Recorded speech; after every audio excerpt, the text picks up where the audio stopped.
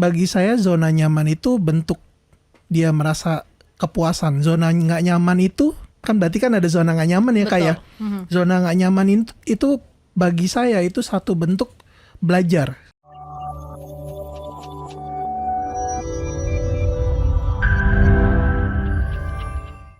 Hal yang dapat dilakukan untuk kita bisa sehat secara psikologis. Tadi ada berjuang, kemudian harus punya tujuan hidup. Selanjutnya apa, Kak Ernest? Ya, lalu kemudian temukan harapan dan kemudian jaga tentang spiritualnya.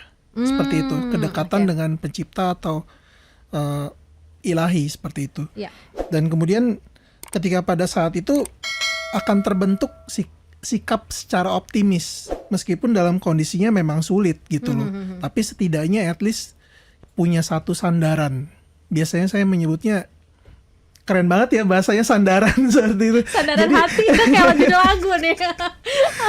Jadi biasanya seperti itu akan memunculkan sikap positif dan kemudian pandangan positif seperti itu.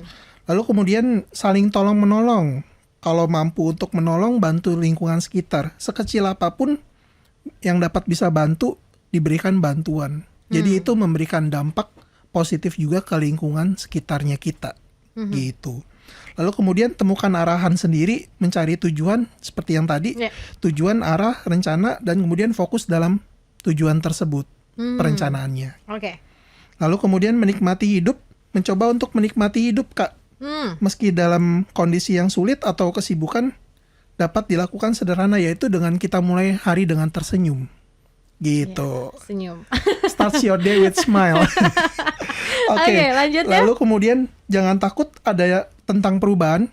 Jadilah manusia atau individu yang fleksibel, menerima hal baru, mencari hal positif dari perubahan yang ada, tetap melakukan upaya membahagiakan diri sendiri dan orang lain.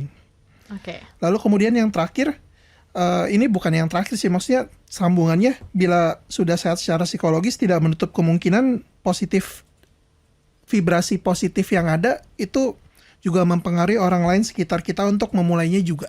Gitu. Menarik, saya langsung ngerasa gini, jangan takut untuk berubah. Iya.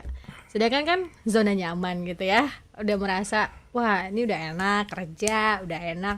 Nah tapi ternyata banyak yang mengalami bahwa nggak bisa nih untuk ada perubahan. Nah ini mengatasinya gimana tuh, Kak Ernest? Oke, kalau zona nyaman. Jadi bagi saya zona nyaman itu bentuk dia merasa kepuasan. Zona nggak nyaman itu kan berarti kan ada zona nggak nyaman ya. Betul. Kayak zona nggak nyaman itu bagi saya itu satu bentuk belajar. Seperti itu. Dan kemudian kan mungkin terkait dengan usia, biasanya usia yang udah sekitar 40-50, ngapain sih mesti berubah lagi kayak gitu. Kan cara yang ini udah efektif dari dulu dilakuin. Nah tentunya nggak bisa kayak gitu, harus mengikuti perubahan yang ada.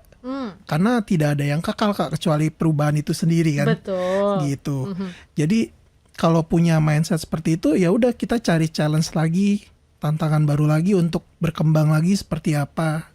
Jadi itu yang tidak habis untuk belajarnya di situ, Kak.